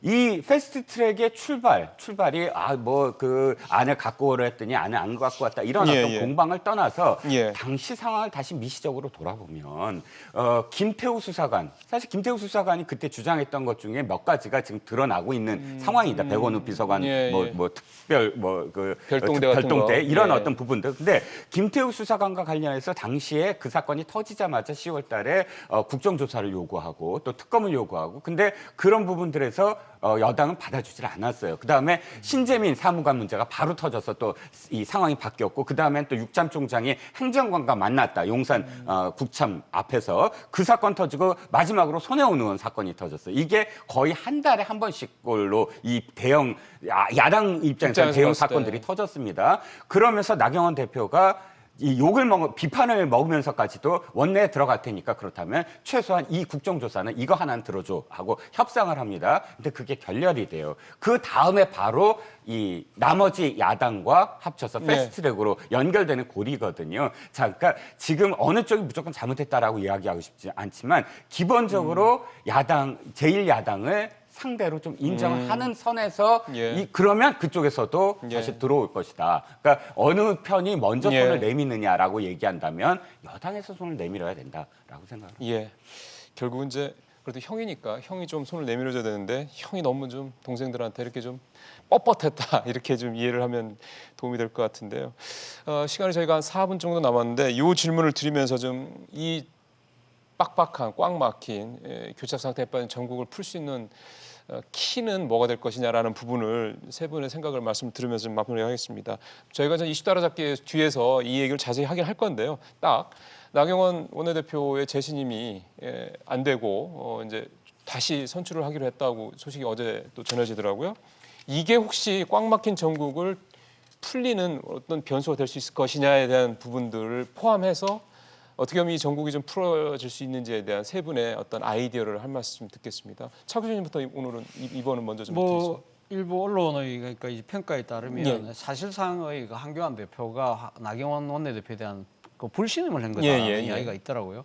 뭐 그런 측면에서 본다고 한다면 오히려 가면 자유한국당의 당권을 쥐고 있는 한 대표가 아주 강경한 드라이브를 걸고 있으니까 오히려 더 이 협상이 더 안 될 거 아니냐 뭐 그런 우려가 있습니다만 저는 그거보다는 결국 그러면 지금 나경원 원내대표가 지금 교체가 된다고 한다면 그럼 새로 지금 그 원내대표를 뽑아야 되지 않습니까? 근데 지금 각 지금 출사표를 던진 분들의 말씀만 들어보면 아직 뭐 어떤 분들이 아직까지 놓을지 모르겠습니다만 지금 강석호 의원과 유기준 의원이 지금 출사표를 상당히 강하게 지금 피력을 하고 있는데 이 두 분의 말씀은 상당히 협상을 통해서 이걸 뭔가 풀겠다는 의지가 강하게 있는 것 같아요. 그렇다고 한다면 저는 사실은 그 이러한 그러니까 자유한국당 내의 그 당내의 분위기 이를 계기로 해서 저는 뭔가 물꼬가 트이지 않을까라는 조심스러운 기대를 갖고 있습니다. 알겠습니다. 자, 우리 정 교수님은요? 저 오히려 나경원 원내대표 불신임 자체가 한국당이 좀 일사불란한 모습으로 뭔가 전환되는 계기가 될 수도 모르겠어요. 그런 의미에서 본다면 저는 협상력을 좀 높일 수 있겠다. 좀 이런 판단을 좀 하고요. 그럼에도 불구하고 지금 현재 상황 자체는 이른바 앞서 얘기했던 정부 여당이 했던 무능한 여당 그리고 또 여기에 덧붙여져서 이 소위 이른바 무자비한 자유한국당 이게 어우러지면서 저는 역대 최악의 국회를 면하기 좀 어려워 보여요. 자 그럼에도 불구하고 어려울 때일수록 원칙으로 돌아가야 된다. 그래서 무슨 얘기냐면 이른바 선거법 그다음에 공수처법들을 포함한 개혁 입법을 완성하기 위해서는 지금 정부 여당 민주당이 추진하고 있는 4+1 소위 이른바 공조를 통해서 패스트트랙을 완성하는 것이 저는 1차적 과제가 될 것이다. 두 번째 여기에 대해서 한국당과의 어떤 타협의 여지는 결국은 개혁의 입법과 선거법을 추진하는 과정에서 한국당과의 어떤 협상이 만들어진다면 타협이 만들어진다면 저는 거기서의 타협과 협상은 얼마든지 저는 가능하다고 생각됩니다. 그러나 이루어지진 개혁 입법도 실패하고 협상도 실패하는 그런 우를 저는 범할 가능성이 있기 때문에 하나의 원칙을 가지고 정부 여당이 가는 것이 저는 우선으로 보여집니다. 예, 차 교수님은 거대 여야가 두 당이 주체적으로 이 문제를 풀어야 된다고 말씀하신 반면에 우리 정 교수님께서는 4+1 공조가 원칙이다라는 것을 먼저 말씀해 주셨네요. 알겠습니다. 자, 우리 20장님 마지막으로 풀려면 어떤 해법이 좀 필요할까요? 일단 나경원 원내대표 불신임 그 표현은 왜냐하면 그건 당원 단계에 의해서 왜 6개월 남았지만 1년이 다 끝났고 새로운 그 출마자들이 있기 때문에 당원 단계에 의해서 임기가 끝나는 것이라고 제가 좀 정정을 하고 싶고요.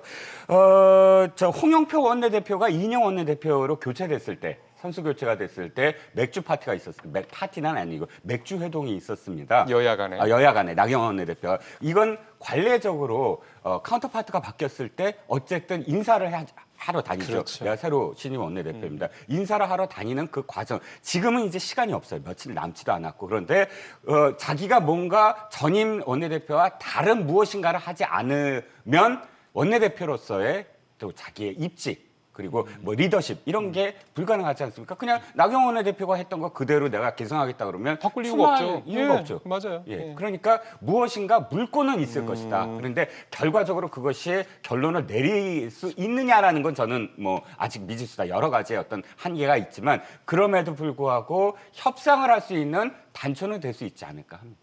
세 분 말씀을 듣고 나니까 좀 조심스럽게지만 기대를 좀 해보도록 하겠습니다. 예, 오늘 그 청와대 하명 의혹 수사 사건 얘기를 좀 깊게 좀 해봤고요. 그 다음에 전국 얘기를 좀 나눠봤습니다. 이종구 실장님과 차재원 교수님, 정기란 교수님과 얘기 나눠봤습니다. 말씀 잘 들었습니다. 고맙습니다.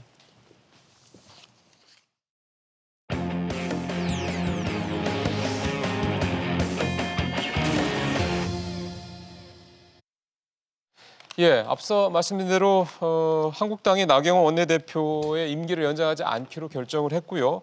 이보다 앞서서 이제 사무총장을 비롯한 이제 당시자들을 대거 이제 교체를 했습니다. 황교안 대표가 이제 단식을 끝내고 돌아와서 이루어진 이런 상황인 거죠. 여러 가지 얘기들이 나오네요. 뭐 비판의 목소리도 분명히 있고요. 일단 리포트로 이 내용을 먼저 보시고요. 잠시 후에 이 내용을 중심으로 해서 이슈 따라잡기 이어가도록 하겠습니다. 오는 10일 임기가 끝나는 나경원 원내대표 거취를 논의하기 위해 열린 한국당 최고위원회의. 나 원내대표가 먼저 자리를 뜬 뒤 대표님께서 재신임 관련해서 뭐라고 말씀하시는 것 같아요?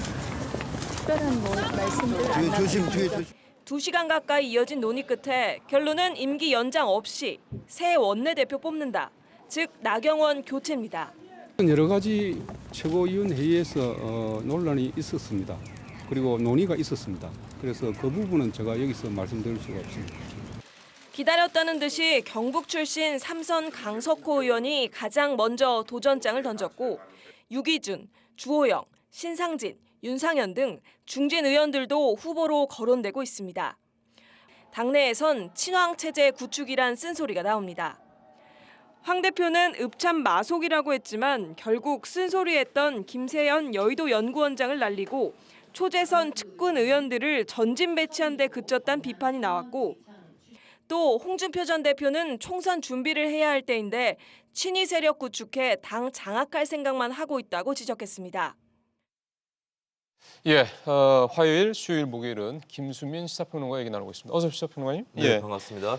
앞서 이제 이게 이제 정부에 미칠 영향이 어떨지에 대한 말씀을 세 분과 들어보긴 했습니다만 그래도 어쨌든 재신임을 나경원 대표를 황 대표가 안 한 거잖아요. 네. 어떻게 보면 이거를 어떻게 좀 봐야 될까 싶네요. 이게 이제 자유한국당 당원 당규 해석상으로도 굉장히 논란이 될 수밖에 없는 대목인데요. 아, 말끔하지 않다는 말씀이네요. 그렇습니다. 원내대표의 임기는 1년으로 되어 있지만 네. 국회의원의 임기가 6개월 이내로 남아 있다면 의원총회에서 결정을 해가지고 원내대표를 더 할 수도 있도록 남은 6개월 정도를 자유한국당 당원 당규에 명확하게 나와 있습니다. 근데 이제 황교안 대표가 그것을 끄는 그 사유는 뭐냐면 이제 대표가 원내대표 선거를 공고하도록 돼 있거든요. 공고하는 주체가 대표이기 때문에 예. 내가 그냥 공고하겠다, 선거하겠다, 공고하겠다라고 해서 공고 권한을 사용을 한 것인데 하지만 구체적으로 원내대표 임기가 연장될 수 있는 부분에 대해서 당원 당규에 나와 있기 때문에 거기에 대해서 대표가 월권을 했다라고 하는 지적이 나오는 거고요. 그리고 자유한국당에 구축되어 있는 정당 질서를 보면 이것은 더불어민주당하고도 대동소이할 텐데요. 네. 원내대표, 과거에 90년대 정치를 기억하시는 분들은 원내 총무라는 직책을 기억을 하실 겁니다. 맞아요. 예. 예, 원내 총무, 뭐 사무총장, 맞아요, 예. 정책위원장 이렇게 해가지고 그렇죠. 당 삼역 이렇게 예. 불렀거든요. 근데 원내 총무가 원내 대표가 된 이유는 당 대표하고 거의 투톱이다, 쌍벽이다라고 하는 개념입니다. 그만큼 많은 권한을 준다는 그렇죠. 얘기네요. 원내 정당화라는 명목으로 국회의원 중심의 정당을 만들겠다. 그래서 지구당 또 폐지를 하고 원내 대표로 이제 원내 예. 총무였던 자리가 격상이 된 건데 그렇다면 원내 대표라는 막강한 권한을 갖고 있는 그 자리에 대해서 대표가 이렇게 임기를 연장하고 말고를 결정할 수 있느냐? 그것이 자유한국당 내에서 구축하고자 했던 정당 질서하고 맞는 거냐? 이 얘기를 또 지적을 하고 있고 이제 여의도 연구원장을 그만두게 된 김세연 의원도 한 라디오 프로그램 인터뷰에 나와서 그렇기 때문에 황교안 대표가 원내대표 임기에 대해서 결정을 한 것은 맞지 않다라고 또 비판을 했습니다. 이게 일종의 분란이 될 수 있습니까? 분란이 될 수 있겠죠. 일단 나경원 원내대표가 더 이상 뭐 더 버틴다거나 이렇게 하기는 좀 어려워 보이고 본인도 그럴 의사가 없어 보이긴 하는데요. 아직까지는 좀 네. 그에 대해서 자기가 이 부분에 대해서는 뭐 어떻게 생각하겠다, 어떻게 생각하겠다 네. 이런 코멘트는 없죠, 아직은. 그렇습니다. 그 의원총회를 이제 열고 원내대표 선거를 새로 치르는 것은 대세인 것 같긴 합니다만은 어쨌든 당원 당규의 의원총회에서 그 잔여 임기가 6개월 이내인 원내대표에 대해서 임기 연장을 묻도록 명시가 되어 있습니다. 물론 이제 할 수 있다라고 되어 있어요. 해야 한다라고 딱 명확하게 규정되어 있는 건 아니라서 좀 빈틈을 어떻게 보면 황교안 대표가 노렸다고 볼 수 있는데 어쨌든 당원 당규를 이렇게 그렇다면 이제 설령 최고위원회나 대표가 권한이 있다 치더라도 이런 경우에 당을 원활하게 운영하기 예. 위해서는 의원총회에서 일단은 의원들한테 뜻을 묻고. 좀 물어보고 네. 그리고 그때는 대표가 개인적 입장으로 나는 이 임기 연장을 바람직하지 않다고 생각한다라고 얘기할 수도 있는 거예요. 그 이유는 또 이렇다, 이렇게. 근데 이제 그렇게 찬반 논란을 좀 거쳐가지고 결정을 할 수도 있는 부분을 대표가 최고위원회를 통해서 그냥 결정했다. 이 부분은 이제 황교안 대표가 자기 뜻대로 당을 너무 끌고 가려고 한다라고 하는 사당화 논란에 직면하게 될 그 단초가 될 수 있습니다. 예. 이게 그냥 간단치 않은 문제인 이유가 사실 지금 말씀하신 당원 당규 규정의 이런 약간의 좀 모호성 이런 부분은 차치하더라도 지금 한창 싸움을 벌이고 있는 판인 거잖아요. 네. 맨날 저희 정치권을 가서 싸움한다고만 얘기해서 조금 그렇긴 합니다만. 그 정치의 본질 중에 하나가 그러니까요. 싸움이긴 합니다.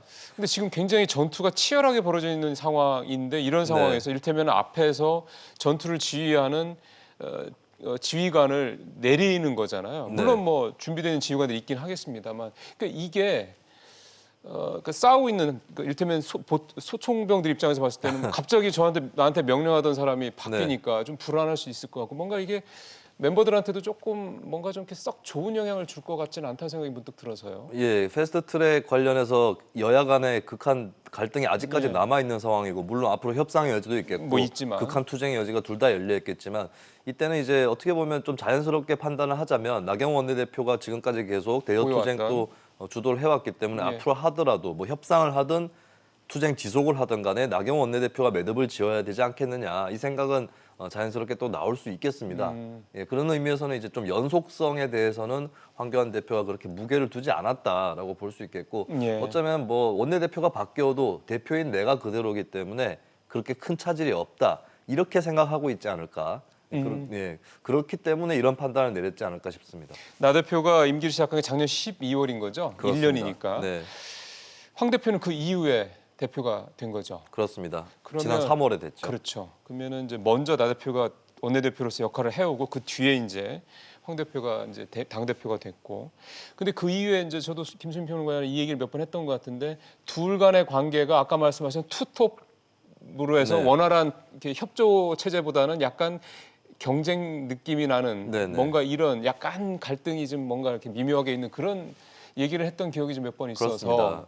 뭐 그런 것들도 재신임을 하지 않기로 하는데 결정적인 역할을 한 게 아니냐 이런 해석을 해볼 수 있지 않을까 싶네요. 예, 그럴 것 같아요. 그 패스트트랙 이후에 물론 황교안 대표나 나경원 원내대표 둘 다 강경 노선을 걸어온 건 마찬가지였는데 유심히 그 과정을 살펴보면 장외투쟁을 한창 황교안 대표가 주도할 때 나경원 원내대표는 그래도 원내에 좀 들어갈 필요가 있다 이런 태도를 비쳤었거든요. 그 갈등이 아주 본격적이고 대대적으로 불거지진 않았지만 이 정치의 세계에서는 충분히 또 양쪽 간의 입장 차이 때문에 갈등이 있었을 수 있습니다. 그리고 특히 황교안 대표는 국회의원이 아니고 나경원 원내대표는 다선 국회의원인 이런 배경의 차이도 작용을 했을 거라고 보여지고요. 그래서 황교안, 나경원 투톱조가 그냥 끈끈한 관계였다라고 보는 시선은 별로 없습니다.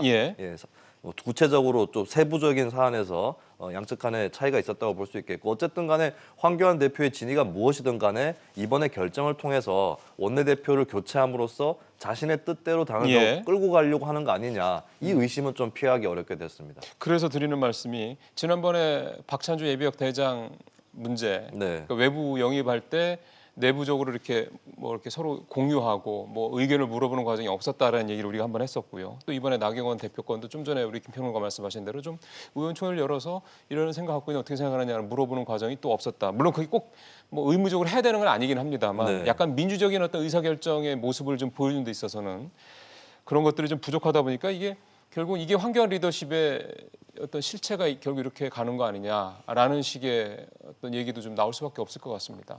네, 결국에는 좀 힘으로 밀어붙이려고 하는 그러니까요. 것이 아니냐라고 하는 것이고, 물론 황교안 대표나 친황교안 쪽에서는 대표가 어느 정도 좀 강단을 갖고 또 혼자서 권한을 행사할 수 있는 거다. 그럴 때 과감하게 해줘야 된다. 이렇게 볼 수도 있겠는데, 근데 이제 원내대표 이 재신임이라든지 임기 연장 부분이 그렇게까지 했었어야 될 일인가라고 하는 그 의문은 당연히 남겠습니다. 예, 지금 뭐 자막도 잠깐 나왔습니다만 단식, 삭발, 그 다음에 이런 식의 약간 좀 과거스러운 모습이긴 해요. 그 네. 대표긴 한데 독단적으로 이렇게 끌고 가는 이런 부분에 대해서. 또 지금 변한 시대에 그런 어떤 리더십의 모습들이 과연 국민들 입장에서 봤을 때는 좀 좋아 보일 거냐, 이 부분도 조금 생각해봐야 될 것 같긴 하고요. 여기까지만 하고 마무리 질문은 이렇게 가겠습니다. 지금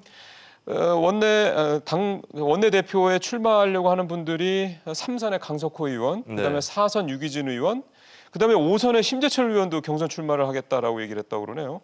다 뭐 중진들인데 뭔가 이분들 중에 한 분이 되겠죠. 네. 그럼 뭔가 좀 현재 이 전국에서 뭔가 변화가 좀 나타날 수 있을까 싶습니다. 그러니까 누가 되느냐에 따라서 달라질 수 있는 부분인데요. 그래요? 근데 지금 후보들을 보면은 과거에 어떤 당에서 굵직한 포스트에 있고 뭐 계보가 있고 이런 타기보다는 조금 이제 누구한테 표가 쏠릴지 아직까지 좀 예단하기 어려운 그래요? 예, 그런 구도에 있는 것 같습니다. 지금 나오는 분이 강석호 네. 의원이신 거죠? 그렇습니다. 예. 강석호 의원의 경우는 또 비박계로 꼽혀왔었던 그런 인물들이기도 하고요. 심재철, 유기준 의원은 조금 다른 결이지만 이제 과거에 무슨 서청원 의원이라든지 맞아요. 예. 뭐 이정현 의원이라든지 여기에 이제 확실하게 어떤 친박의 포스트다라고 하기에 조금 다른 결을 갖고 있다라고도 볼 수가 있겠습니다. 지금 나왔던 분이 유기진 의원이고 이제 예. 심재철 의원 나오네요. 예. 그리고 가뜩이나 원내대표 선거라는 게 예측을 하기가 대단히 그래요? 어렵다고 정평이 나 있어요. 오히려 한정되어 있는 표밭에서 어떤 사람이 누구를 찍을지에 대한 그 표심이 알 수 없다. 각 원내대표 후보들이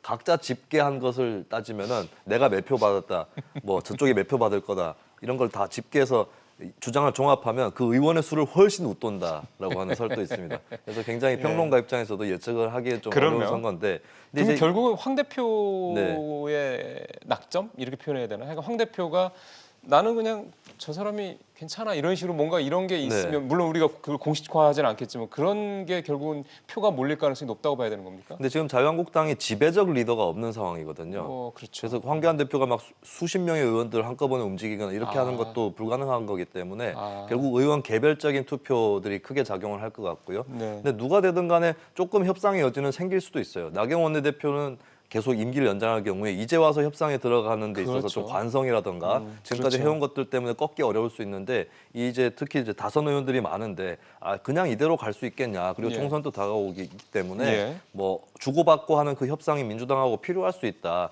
그런 의견이 이들 원내대표 후보들 사이에서 예. 자연스럽게 떠오를 것이라고 봅니다. 그러게요. 조금 이제 다른 얘기 한번 마지막으로 가보겠습니다. 박능후 보건복지부 장관. 저희가 장관 얘기를 이슈 따라잡기서 하는 건 참 드문데 이 얘기가 계속 좀 얘기가 일파만파로 좀 커지고 있어서요. 성남에 있는 한 어린이집에서 있었던 성폭행 논란에 대해서 발언을 했는데 박 장관의 발언은 발달 과정에서 나타나는 자연스러운 모습이 아니냐 이 내용이었습니다. 지금 네. 화면에도 나옵니다만 이거에 대해서 논란이 계속 커지고 있습니다. 이 논란의 포인트는 뭐라고 네. 봐야 됩니까? 박능후 장관이 얘기한 것은 이것을 성폭력이라고 볼 수는 없다. 그러니까 어른들이 그런 행동을 했다면 당연히 성폭력이지만 아이들끼리 호기심에서 하는 행동이었고 물론 적절하지는 않지만 과도한 수준이었다라는 거였거든요. 그러니까 질적으로 그리고 어떤 차원이냐 이 문제에서 성폭력이 아니라 조금 다른 건데 거기서 좀 과도하게 표출된 거다라고 인식을 한 건데요. 근데 이것 사건을 조금 더 면밀하게 볼 필요가 있는 게 예. 이제 굉장히 좀 의도성 있는 태도입니다. 그러니까 예를 들어서 예전에 어릴 때 뭐 어린이들끼리 치마를 들춘다거나 이것도 사실은 성폭력에 해당할 수 있는 것이고요. 근데 그렇죠. 근데 예. 더 어린 아동의 경우에는 어떤 장난을 쳤을 때 그것이 뭐 호기심이라든지 거기에서 나온다고 볼 수는 있겠지만 이번 사건 같은 경우는 이제 그 굉장히 민감한 부위라든지 이쪽에 대해서 이제 폭력이 행사된 것이기 때문에 성폭력이 아니다라고 할 수 있느냐. 물론 여기에 대해서도 전문가들의 의견이 약간 분분하게 나타나는 게 있긴 있더라고요. 언론을 통해서도 이제 뭐 관련한 전공을 했던 교수들의 인터뷰라든지 이런 것들이 나오고 있는데 하지만 이제 그것을 사건의 좀 진상이라든지 이런 것들을 더 지켜본다거나 더 조사를 해보기 전에 좀 장관 입장에서 무리하게 예단하듯이 얘기를 꺼낸 것은 적절하지 못했다고 볼 수 있겠습니다. 그러니까 결국은 물론 그 사안 자체가 작은 사안이라고 저희가 이렇게 그 가치를 내리는 건 절하는 거 이런 건 분명히 아니긴 합니다만 어쨌든 네. 그 사안과 별도로 이 사안에 대해서 장관이 그것도 복지부 장관이 이게 뭔가 언급을 하는 게 상당히 조금 섣불렀다 이렇게 좀 이해를 해야 되겠군요. 그러니까 이 사안의 그 굉장히 본질적인 문제도 네. 물론 있지만 그렇습니다. 그리고 피해 아동과 그 가족들의 상처가 굉장히 깊은 그러니까요. 것은 확실한 사실이기 때문에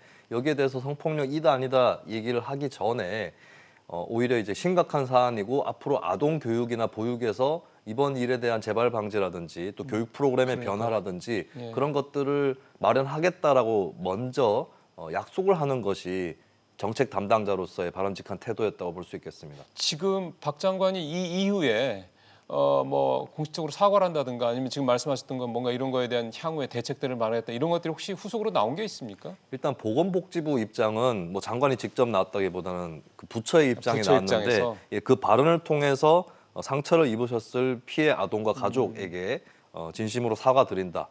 뭐 여기는 국민 여러분이라는 단어까지 포함이 되어 있는데요. 부처의 입장으로 나왔기 때문에 글쎄요, 장관이 나와서 얼굴을 비춰서 그러면 사과하는 것과 조금 차이는 다르죠. 있지만 어쨌든 예. 박능우 장관 입장에서 자기가 잘못했다고 인정하지 않는 이상은 이런 사과 논평은 나오기 어렵거든요. 예. 그래서 어쨌든 잘못됐다라는 걸 시인했다고 볼 수 있겠습니다만 예. 근데 이 파장이 크기 때문에 그러니까요. 박 장관이 좀 직접 나서야 될 필요성은 계속 커질 것 같습니다. 예, 이게 또 사실은 요즘 개각 얘기가 자꾸 나오고 있는 상황이다 보니까 네. 그거랑 또 맞물려서 또 얘기가 또 될 수도 있어서 그러니까 본인이 이제 원래 교수 출신이잖아요. 그러니까 네. 교수로서는 뭐 내 소신이 어떻다라고 얘기할 수가 있는 건데 이제 지금은 교수 신분이 현재는 아니라 장관 신분이기 때문에 국민들을 입장에서 좀 이번 사안을 좀 바라봤으면 생각을 좀 가져봅니다. 마지막으로 한 가지만 질문 더 드릴까요? 조국 전 장관 동생 재판이 있었는데 1억 원을 그 웅동학원 채용비리 관련해서 받았다라고 시인을 했다는 얘기가 나오네요. 네. 그 이제 검찰에서 제기하고 있는 공소 사실은 1억이 아니라 그보다 많은 액수의 돈을 받았다는 건데 그 돈을 받은 건 맞지만 1억을 받았다라고 뭐 일부 인정, 일부 부인 한 셈이 되겠고요. 그러네요. 그리고 그 밖에 이제 채용 비리 말고 허위 소송을 통해서 이제 채권 채무를 발생시키고 캠코로부터의 어떤 압류라든가 이런 것들을 피하려고 했다라고 하는 배임, 특정경제가중처벌법상의 배임 혐의라든지 강제집행 면탈 그리고 이제 증거인멸이라든지 관련자들을 도피시키려고 했다라는 혐의 여기에 대해서는 다 조국 장관 동생이 부인을 했습니다. 그러니까 이거는 현재 지금 재판이 진행되고 있는 거죠. 네, 그 중에서 그렇습니다. 하나 나온 거고 나머지 부분에 대해서는 대부분 다 좀 부인하고 있는 그런 상황인 네. 거고. 알겠습니다. 뭐 역시 주요 내용이 나올 때마다 저희 시다라잡기에서 계속해서 좀 따라가 보도록 하겠습니다. 평론 말씀 잘 들었습니다. 네, 고맙습니다. 고맙습니다. 예, 어떤 중요한 일정을 우리가 앞두고 있을 때 보통은 뭔가 이렇게 돌발 변수가 생기지 않기를 바라는 게 보통이죠. 불확실성에 대한 두려움 때문이다. 그리고 내가 원하는 결과가 나오지 않을 수 있다는 두려움 때문이다. 이렇게 이제 볼 수 있습니다. 민주당이 한국당에 최종 통보한 게 12월 9일이니까 대략 한 일주일 정도 남았습니다. 근데 이번에는 좀 뭔가 생겼으면 하는 바람이 절로 좀 듭니다. 워낙에 꽉 막힌 정국이다 보니까 숨통을 틔워줄 그 뭔가가 좀 터졌으면 하는 마음인 겁니다. 한국당의 원내대표 재선출이 그런 기대감에 동화줄이 될 수 있을지 기대를 좀 해보겠습니다. 앞서 뭐 여러 전문가들도 같은 얘기를 했습니다만. 근데 물론 그 줄은 겉만 번지르르한 썩은 동화줄이 아니어야 됩니다. 국민들이 믿고 국정을 맡길 수 있는 아주 튼튼한 줄이길 바라겠습니다. 직선 마치겠습니다.